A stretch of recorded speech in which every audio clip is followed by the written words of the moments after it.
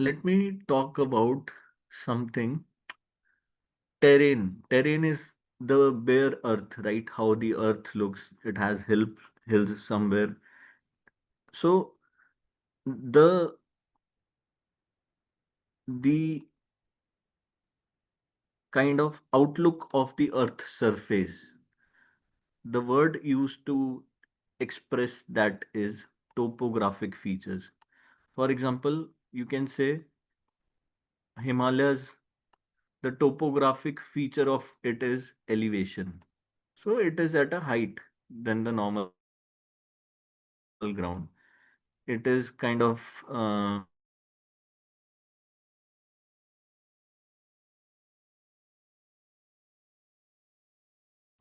so the topographic feature is that the land is kind of lower. Every point on Earth has its altitude. That altitude is always relief. So every feature, every point has a altitude, and whether the altitude is high or whether the altitude is very low. So it is also, for example, this is one place and this is another place that is at a height. So this is maybe Shimla, this is Delhi. Okay, let's call it D, this let's call it S. So if someone asks you what is the relief feature of these both places? So you'll say the relief is that the main difference is their elevation. So as compared to Delhi, Shimla has a high relief, right? Now, basically what topographic means is the expression of Earth's surface. Now, we have some ways to express that topographic features of Earth in GIS system, that is called as slope, aspect, hillshade, elevation, contour. Now, you simply know elevation. All of you know what elevation is. But all these terms might be a little new to you. So, if I have a hill, this is the ground level. So, the point, the height of it is here, its elevation, the elevation of this point. The height of this, the elevation of this point, right? Now, what is slope? We will discuss all of them and then we will create them in QGIS. So now, what is slope? Slope is the degree of inclination of the surface. Now, so as I said, this is a hill. So if I have this point, so if I go to ground, if I connect it to the ground, uh, maybe I take some reference. Hello.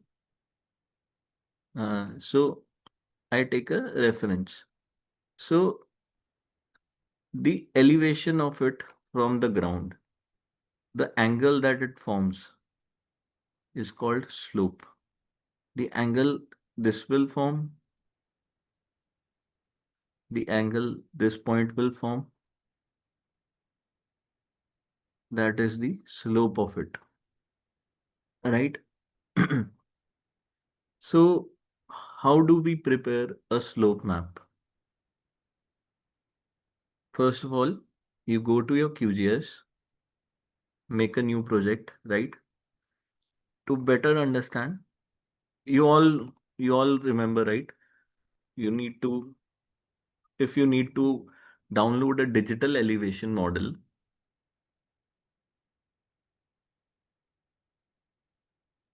you first go to Earth Explorer or the Sentinel Hub Copernicus.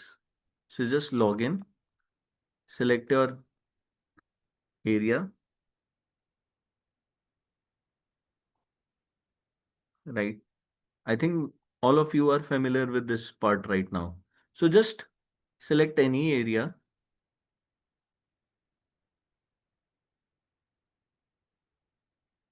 and then go to datasets.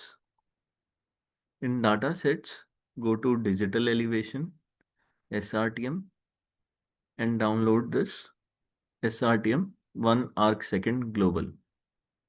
So once you download this, this will look something like this. So more the better if you have this white region all over your image. So the more it will be better. Now, one thing you can do is, if you remember from the last classes, we downloaded district boundaries, state boundaries. So you could just download a boundary, clip this raster, and do the operations that I'm gonna show you. But I'm gonna do it for this whole image, so because it will help you understand better. Now, when you go to this processing toolbox and you write here raster terrain analysis, raster terrain analysis. So you'll find the slope here, right? So if you go over it, it also defines itself. It calculates the angle of inclination of from a input raster layer. So if I go here and I select my digital elevation model, so the Z factor means, for example, the height of your uh, anything that is above the ground. For example, in general, it was 10 meters above the ground. So you are the if you will represent the slope, you will keep the Z factor 1. So if you want to maybe show in, maybe you that 10 meter you want to call it 20 meter if you want to increase the scale of the exaggeration of the height. For example, if I want 10 meters to look like 20 meters, so I'll make it 2. If I want it to look like 30 meters, it is done in some cases, but mostly 99% will just take it 1. So now when I click run,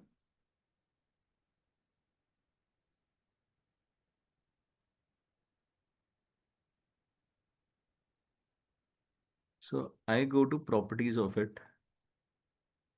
I choose the symbology. I'll choose single pseudo color. Maybe I'll choose discrete here in interpolation. And I'll classify and apply it.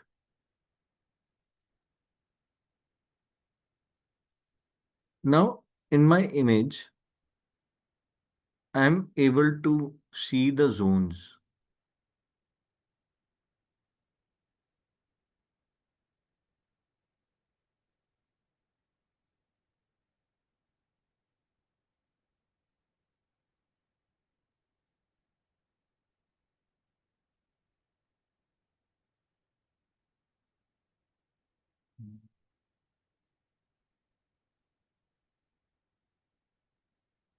So basically, if you have an output, so this region, the slope is very high. It means it is very steep.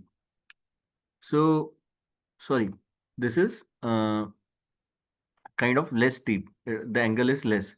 So the angle is raised at every point. You can just go to your identity feature, click it. So it will show you the angle, right? Now, generally, if you're working on a larger DREM, slope after them, the one we created.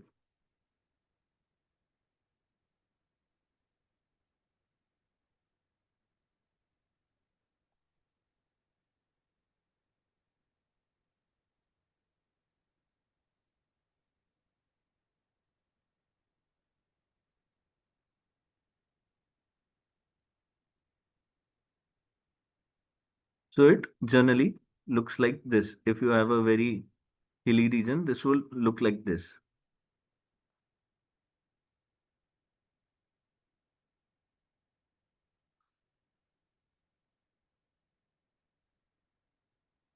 right? Then comes the next thing that is called as, so you understand, right? Slope is kind of a topographic feature, like what is the angle? Just like elevation, it is the angle. So the next thing is the aspect. So aspect is the orientation of slope. Okay. Measured clockwise in degrees from 0 to 360, where 0 degree is north facing, 90 is east facing. So you have your, we call this as 0 degrees. We, for example, if slope of your region is like this, so this is north, that is 0 degrees, but it is in this direction. So it is in this direction. So it is east facing. So the aspect of this area is 90, right? So it tells you the direction of your slope. For example, if my slope is in front like this, it is, when I see it from my eyes, it looks like a line, but it is in my direction, right? If you know mathematics, I say like this. So it is in my line of sight. So maybe not like this, if for to better to understand.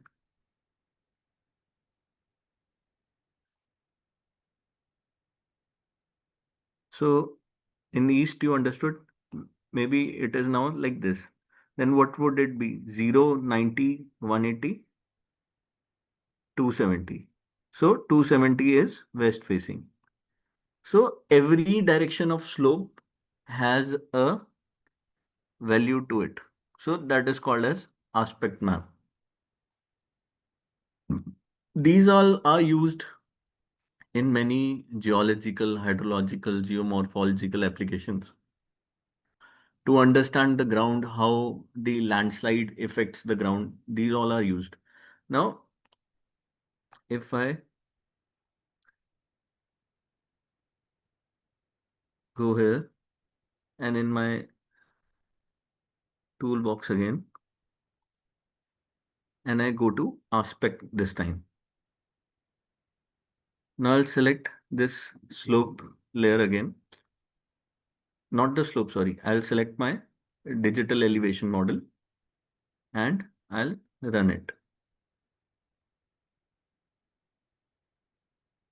So you can see the aspect. In aspect, it gives you kind of a 3D representation of how the hills may be looking. So now you know, okay, my hill is sloping this side. My hill is sloping this side. So you can figure it out by the shades of how the aspect is looking, right? So this is some lake or something. It has no aspect, no data, right? Aspect is 0. No slope, no direction. Water is plain, right? So just have a view. How beautifully you can understand with the aspect. How? So you can also view depressions. So there is a change of aspect you can now there is a very big change of aspect from here to here. Now when I click here, the aspect value is 330. And when I click here, the aspect value is 165. Because of the sharp change of aspect, I am able to view features on the ground. Now maybe if I try to look what it was in real,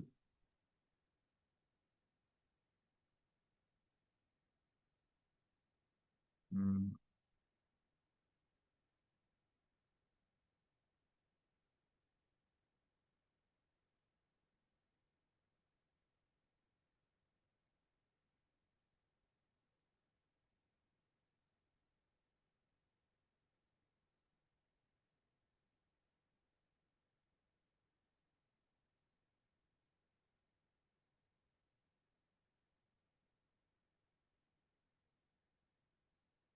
so in real life, it's a highway and with a canal. So no, this part is just a canal. So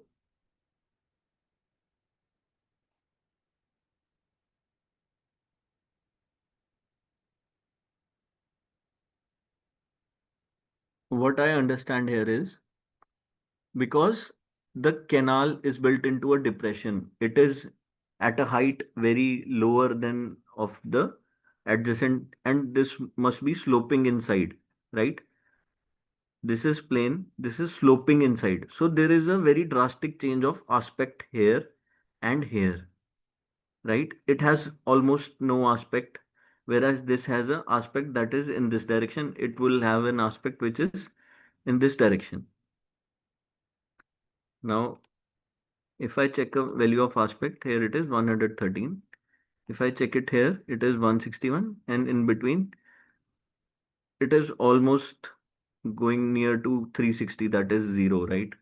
So the change of aspect. Until here, if everyone is clear, please let me know.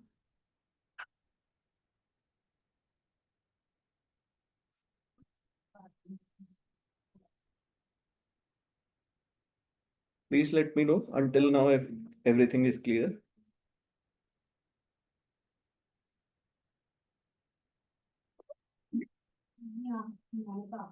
Okay. Then after the aspect, we have another thing that is called as hill shade. You must have seen many times in ArcGIS. It is present there default. So what is hill shade is based on the elevation. So kind of uh,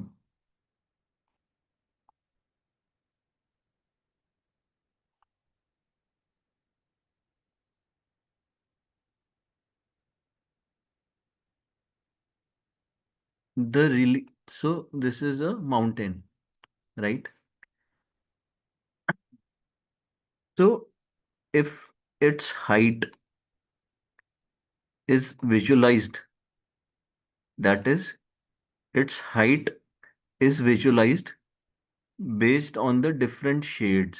So we give every elevation a different kind of shade, right? If I know it's this height here, I will give it a shade of color. So, and then illuminating that shade with a hypothetical light source.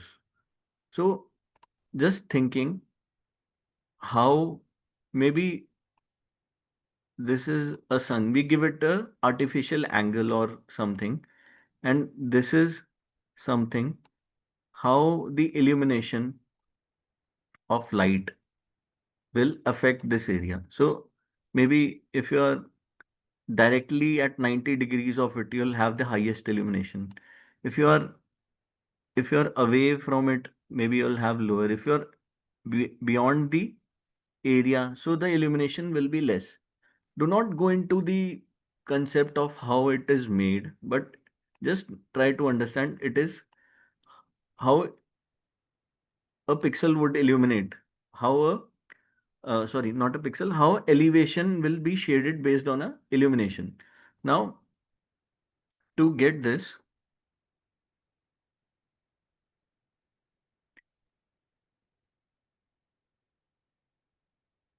again, in your raster terrain analysis, you have hill shade here.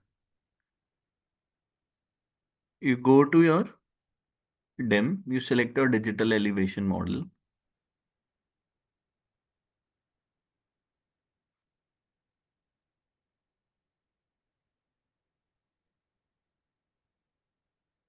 And then you run it.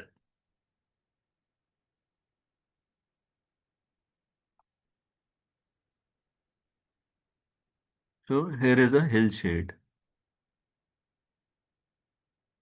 So just imagine there was a source of energy maybe from this side. On this side of image there was a sun angle. So it has illuminated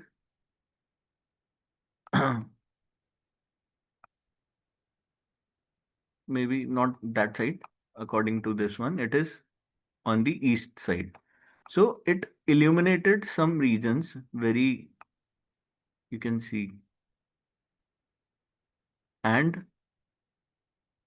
uh, it looks more to be,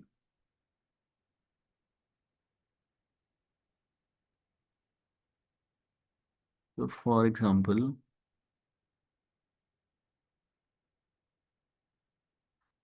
the illumination source was here above in the something, and like you see, they are brightened up, right? And the part on the other side, it is completely dark. So it kind of helps us understand how the elevation or how the hill might look, right? This is something that this map looks like something, the one that we got from Aspect, but it is completely different. So now in here, in Hillshade, if you see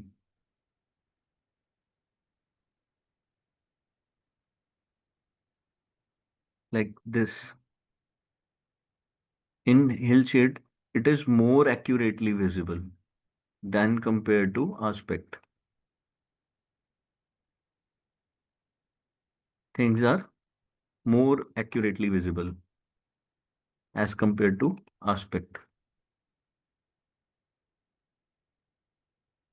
So every topographic feature that we define in GIS has its own application. So, for example, if you want to know it in more detail, maybe you will use a hillshade. If you want to know less details of the topography, maybe you'll will work with aspect. So, why do we study all these? Now, for example, there is this region, and I give you a problem statement that a cloud bursts in this area, right? And how will that water flow through this area? For example, there is a city here and a cloud. If I give you an imaginary scenario that a cloud bursts here and there is a sudden gush of water here, right? And then you have to understand, you have to create models. Maybe you're a student of hydrology or environment or climate. You need to understand how the water is flowing through the region, right? Maybe if there is a city here, if there is water here, will it go down to that city? Or because the way hills are, it will not go and the city is safe, it will maybe go in this direction. So when you are working in that kind of scenario, these all will be really helpful to you. That is slope, aspect, and hillshade. So there is one another thing to understand the topographic feature, and it is used in maps a lot. So it is called as contours. So Contour is a type of map where the shape of the land surface is shown by the contour lines, the relative spacing done between these lines, the relative slope of particular surfaces. So now, uh, for example, I have these hills, right? Now, at many places, it has a same elevation. So the elevation from the ground of some points is same, right? So what happens is, just imagine an imaginary line that goes around this hill and then around somewhere here, because elevate, then it is kind of an imaginary line that connects all the elevation of same height.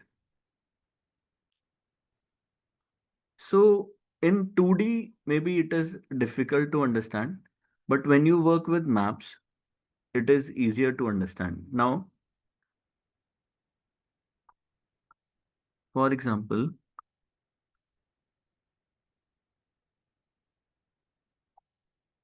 I want to create a contour for this region, and the contours will help me understand, because this is at elevation, this is hilly region, right?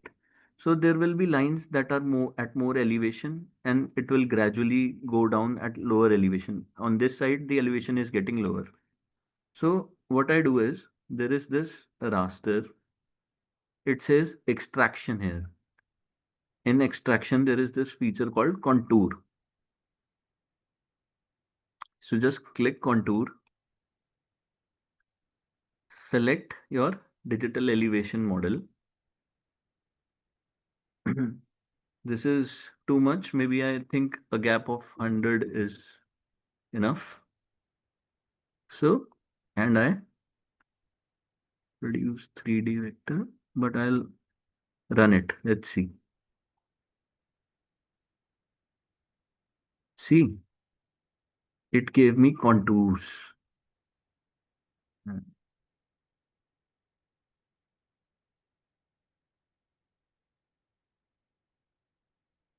So these areas that is connecting, they are at the same height.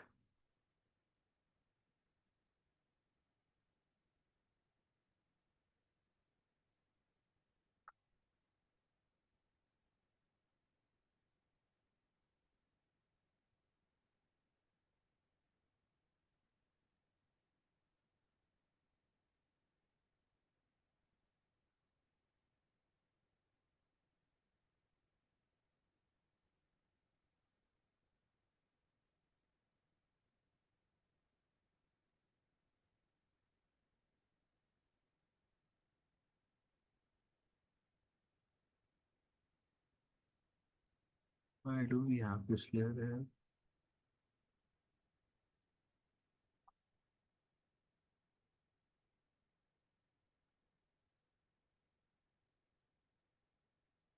Now it is represented here.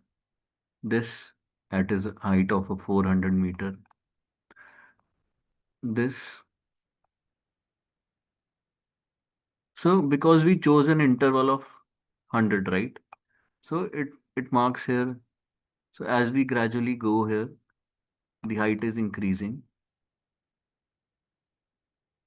So there is this interesting thing that you can look sometimes. So this is 400, this is 500. When you look you in this direction, you're gradually increasing your relief, you're climbing altitude. So this 2D representation of lines helps you understand where is a hilltop, how the hills are presented in this region. So I see here a region that is of at height of, you can see here the hilltop is at 1900, right? This is the highest point here. Then gradually in each direction, in this direction also it is going down, it is getting less. It is getting less in this direction also. It is getting less in this direction also, and also in this direction. So this is probably in this zone. This is probably the highest point. So maybe let's have a look of it, how it looks.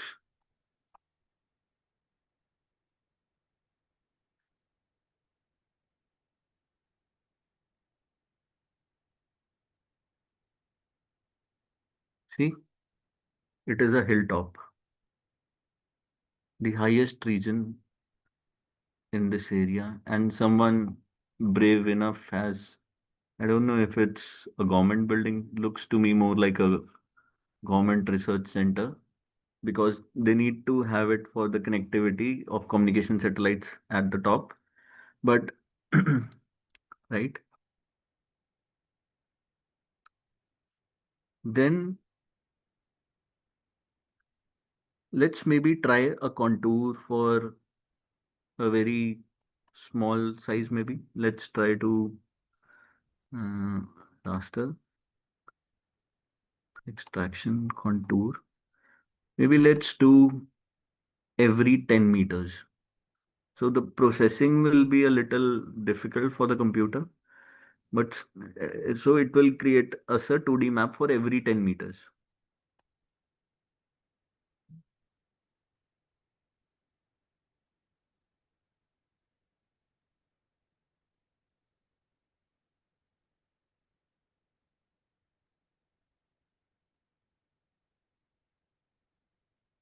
This will be a more detailed outlook of the area.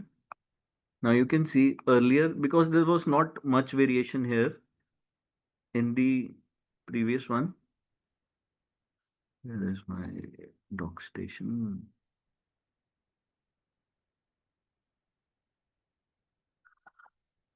Ah, where did it go? Where did it go?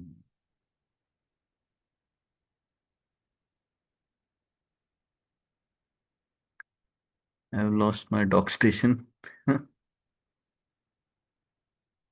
Anyways, so now you can visualize the difference between the 500 one, the 100 difference one, whereas now I have it one for every 10 meters. See, every 10 meters. So if I go again to that 1900 point, uh,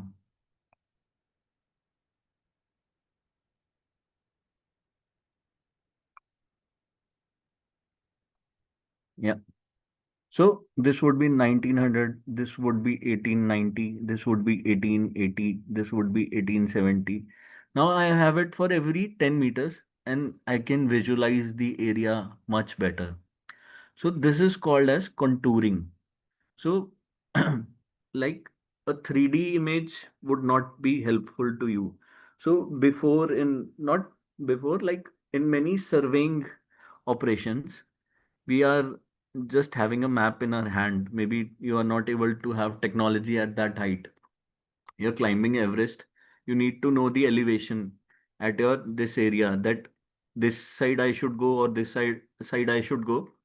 And your iPad is not working in minus 40 degrees. So, but you have a map. You have a contour map.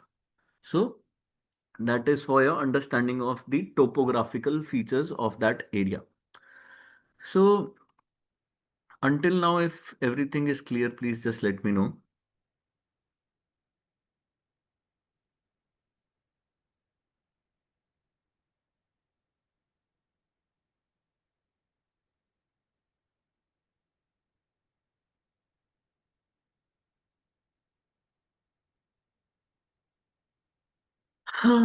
So people are not responsive.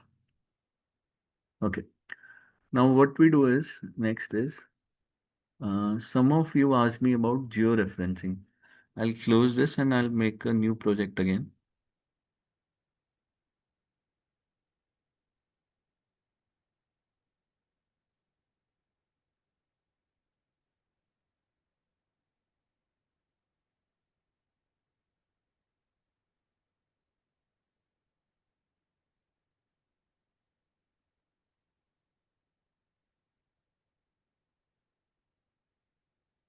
Now, for example, you have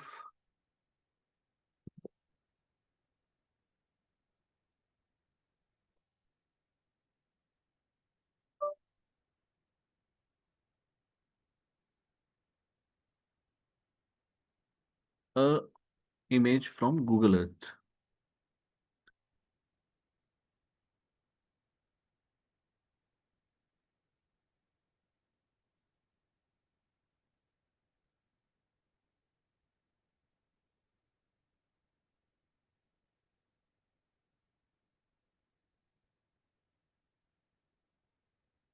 And you want to georeference it on the QGIS.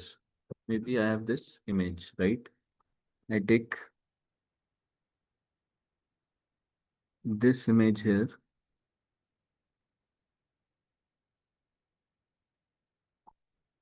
So someone gives you a data that is not georeferenced. This image does not have any latitude, longitudes.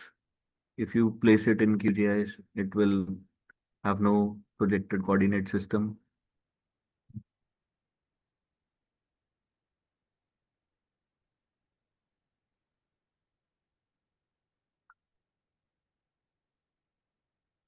So if you go to layer, what maybe first we add is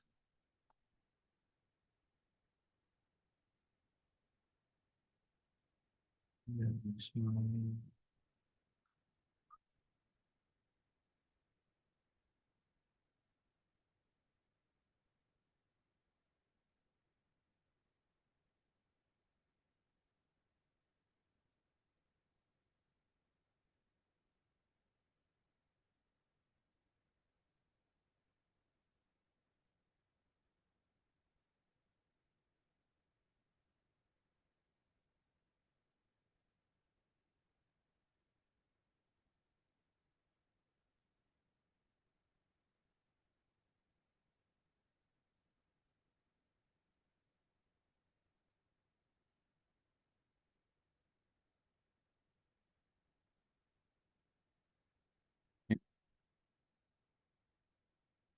so, for example, I take this OpenStreetMap.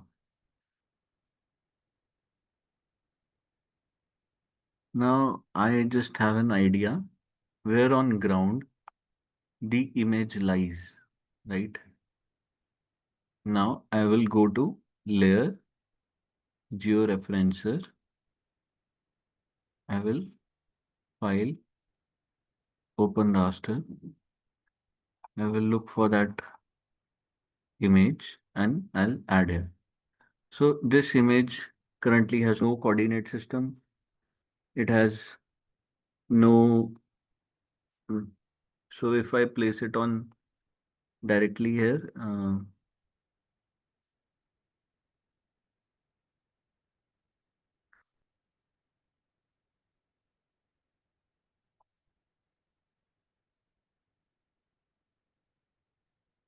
so if I place it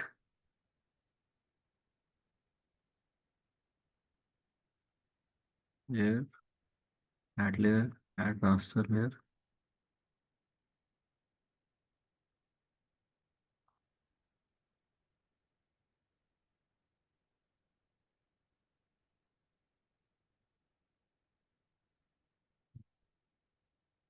it is not the,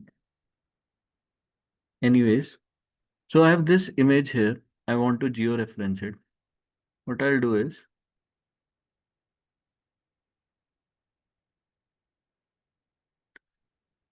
I'll select a point here that I know where it is on the ground. For example, this point, I know where it is on the ground. Then I'll go to add GCP. So if you look here, maybe just we'll do is this is the lake, and besides the lake, if you go straight, you choose this corner. We click here. Now we choose the map to place it on the from map canvas, this one. Now this was the lake, and I choose this point.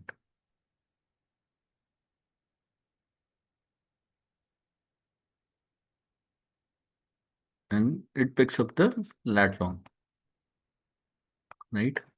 Similarly, for every other point, you can, from map canvas, select where it is on the ground. Now, maybe let me take at least 5 or 7 points.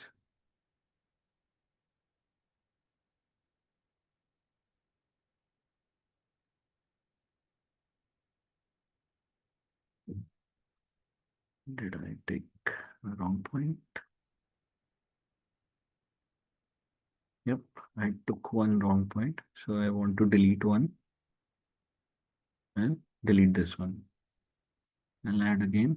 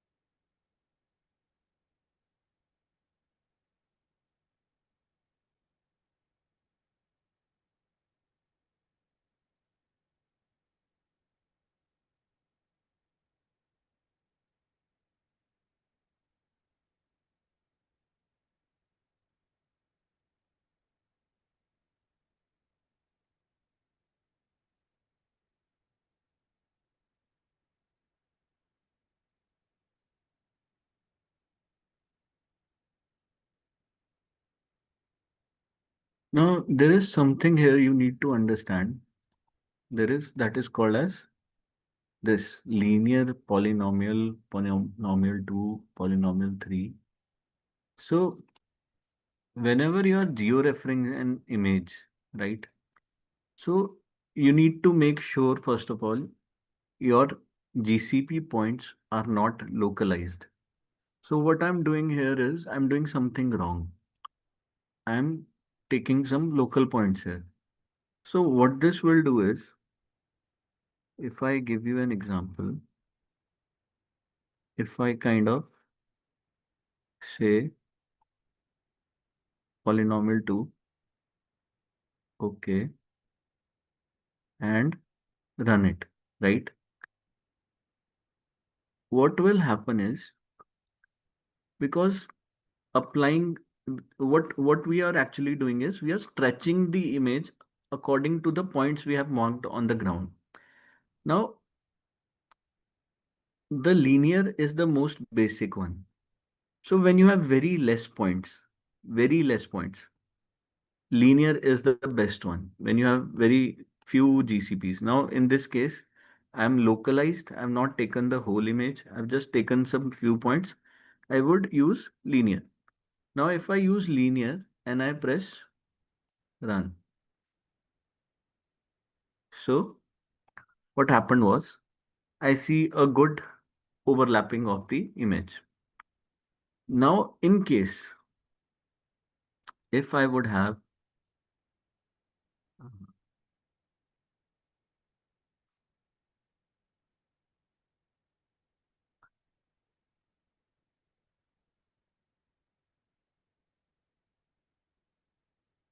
now in case if I would have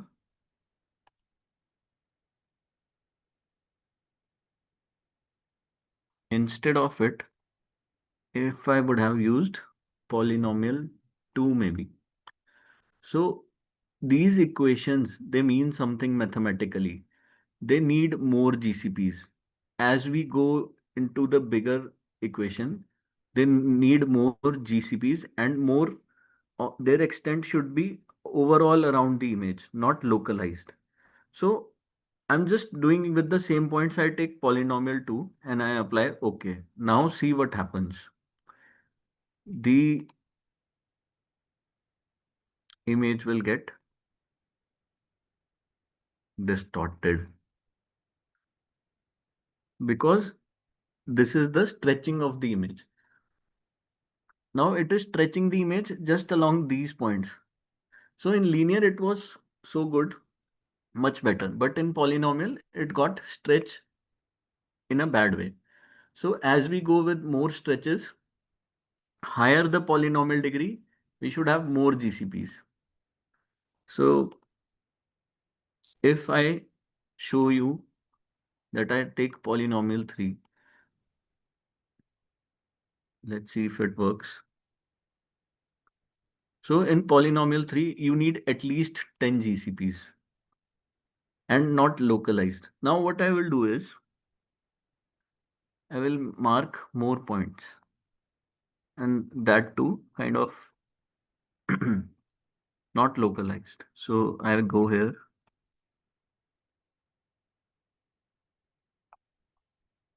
How to remove this?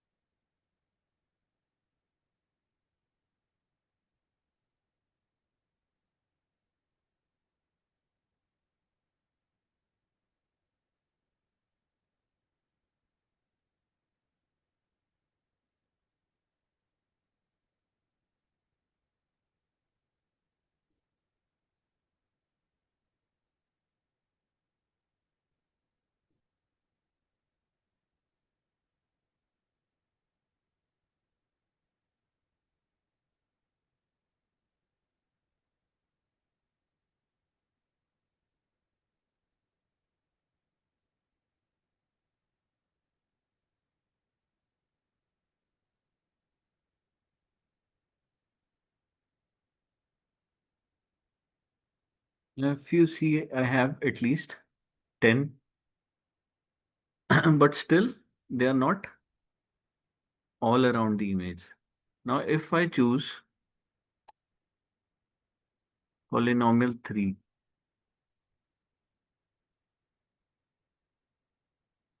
so see what it has done to my image. See, my GCPs were more located here now.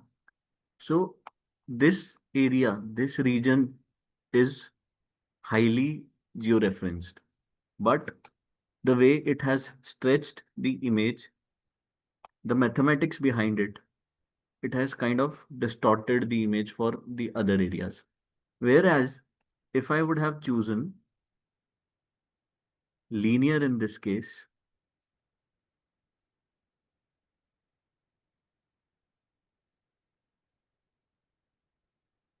see, now if your GCPs are localized, you need to use linear. If your GCPs are spread all along the image, now we'll make detailed GCPs this time. What we are going to do is uh,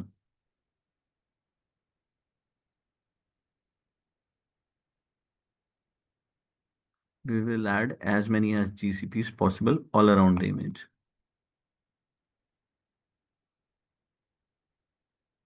So we take a point maybe here.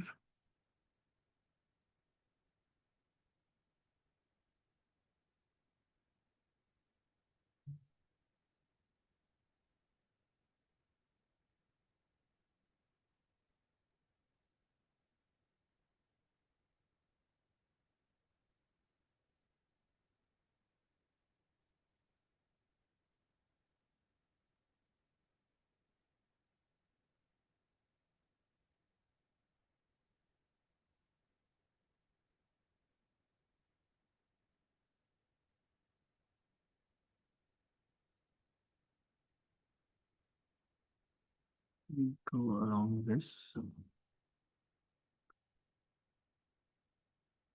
And this is 1 point. We can have this as 1 point. We can have this as 1 point. Okay.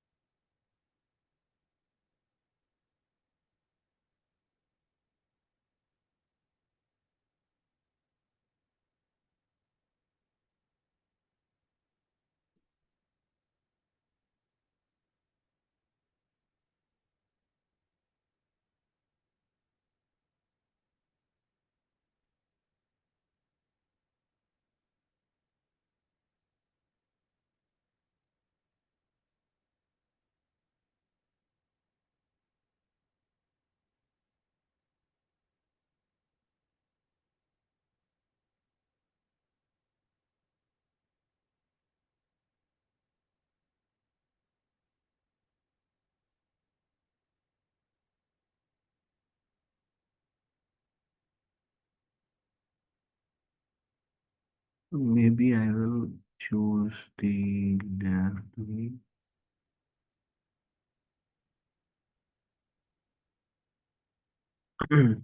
Now I have a more kind of GCPs over here, but I need some more.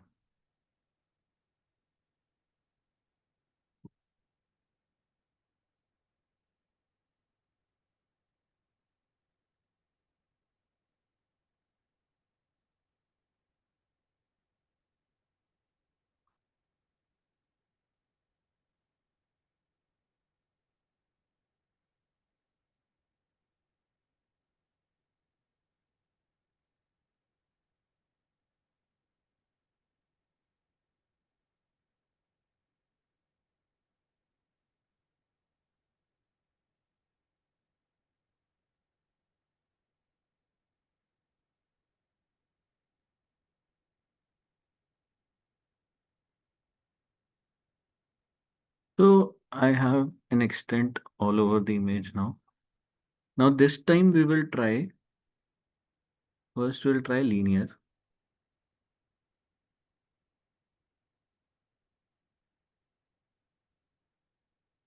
So we have linear georeferencing. Now then,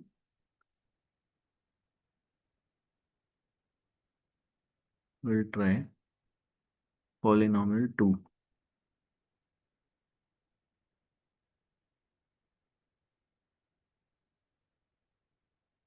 So now you can see, because we had more number of classes, right? This polynomial 2 this time, because it was more varied, it is adding to the points accurately. So higher you go, higher the polynomial equation is, there is uh, something called as spline that is even above polynomial 3. So higher you go, higher the accuracy, higher the number of GCPs spread across the image, so less distortion. If the GCPs are not spread properly across the image, then more distortion. Now, here you can view, I have taken these point at here, whereas in linear,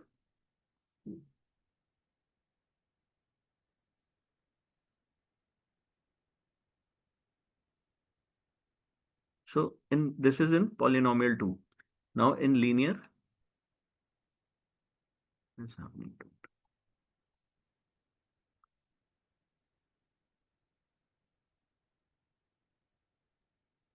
At some points, there is distortion.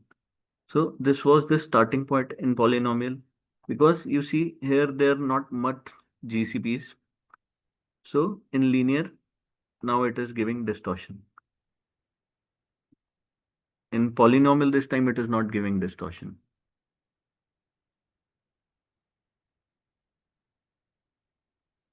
So I hope everyone is understanding the concept of um, everyone understood the concept of georeferencing, right? If anyone has a doubt, please let me know.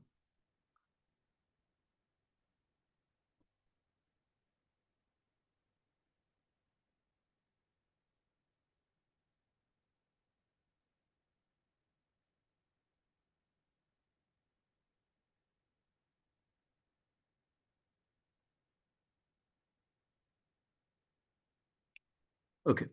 So today I'm giving you a task, that is, you have to go and look for something called as watershed. Now I'll give you a definition. What is watershed? Okay. A watershed is a land area that drains water from rainfall and snowmelt in a common outlet. So, for example,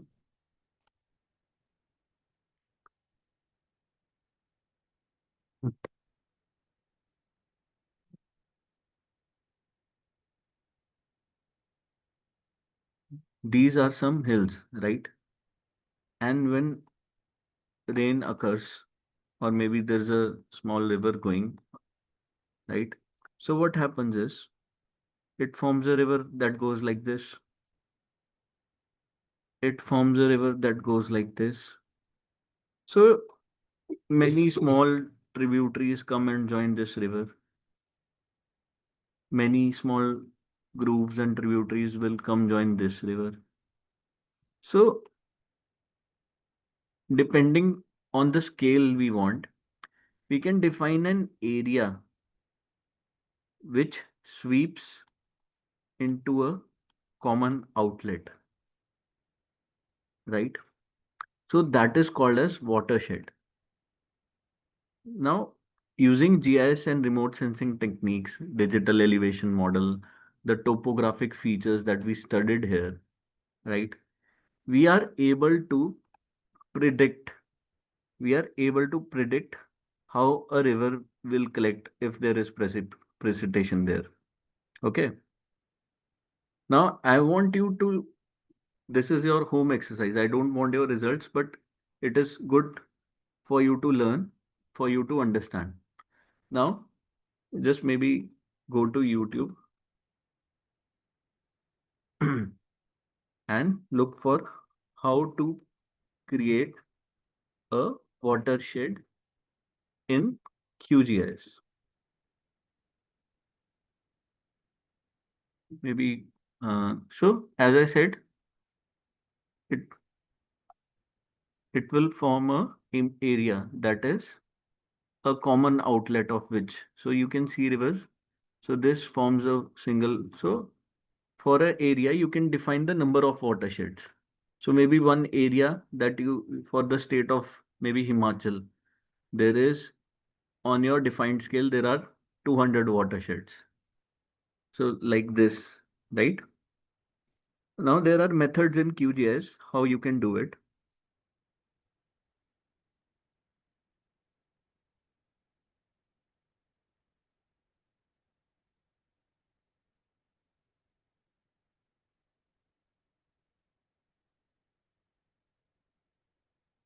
You need to first add the digital elevation model of that area, right? Then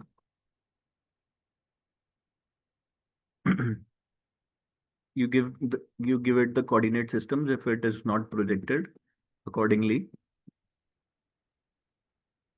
Then in processing toolbox,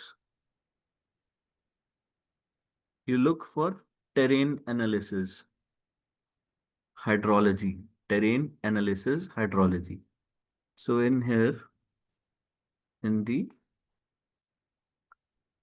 toolbox, you look for terrain analysis.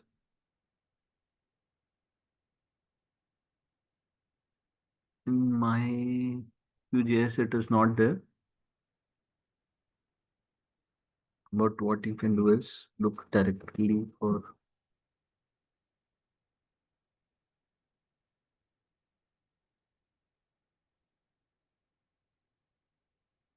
Mm.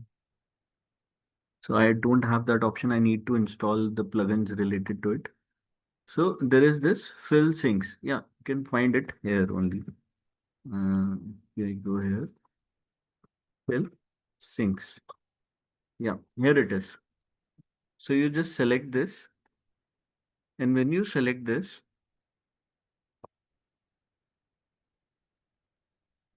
in here, you have to select a digital elevation model. And this will kind of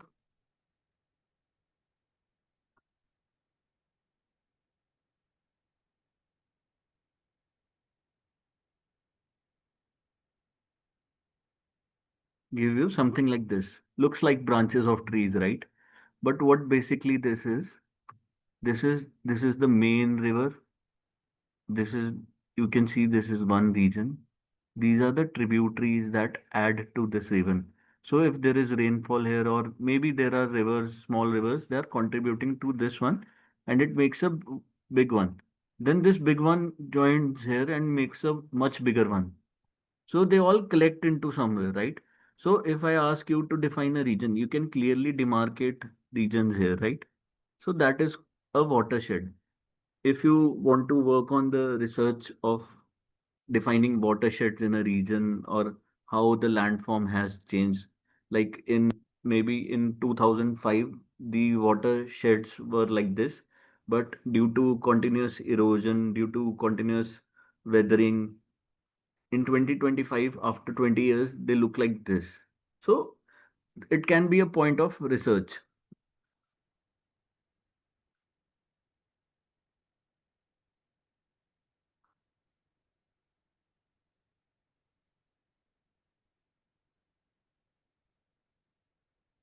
So there is another part to it. Like if you watch this video, now he has been able to define the area. Similarly, you will be able to define areas. So you can explore it, right?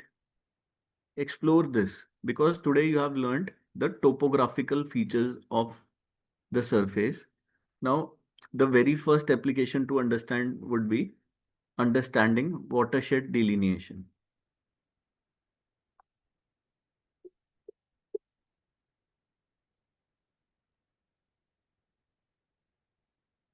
So please let me know if you have any doubts or any topics that you want to be covered because as per the curriculum,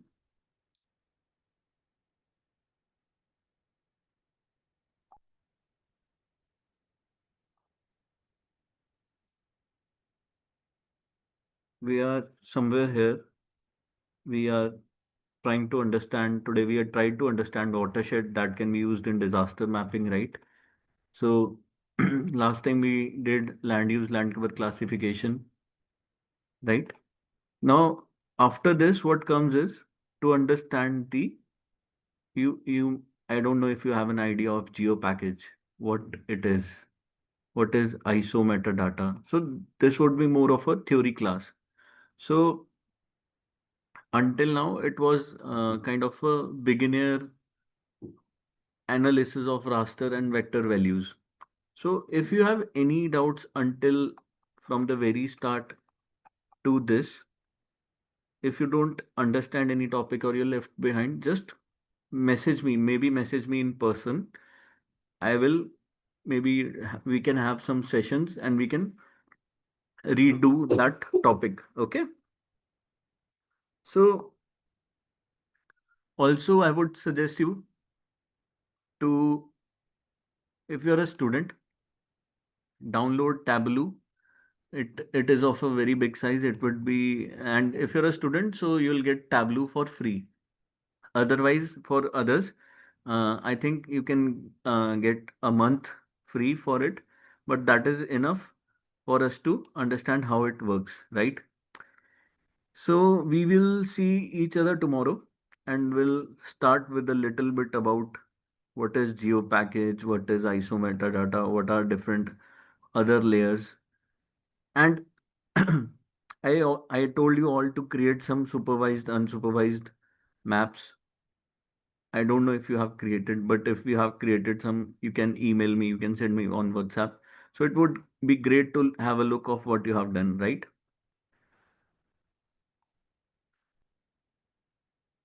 Any doubts, please? Any doubts?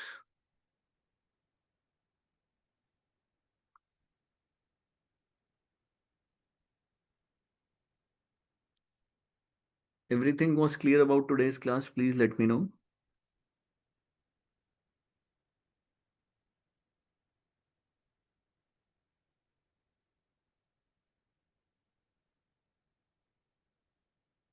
Okay, then we will see each other. Okay, good to know. If there is anything, if it was too difficult for you, please do not take it as a normal class of your classroom, like in your college. You have you have paid someone this for this course.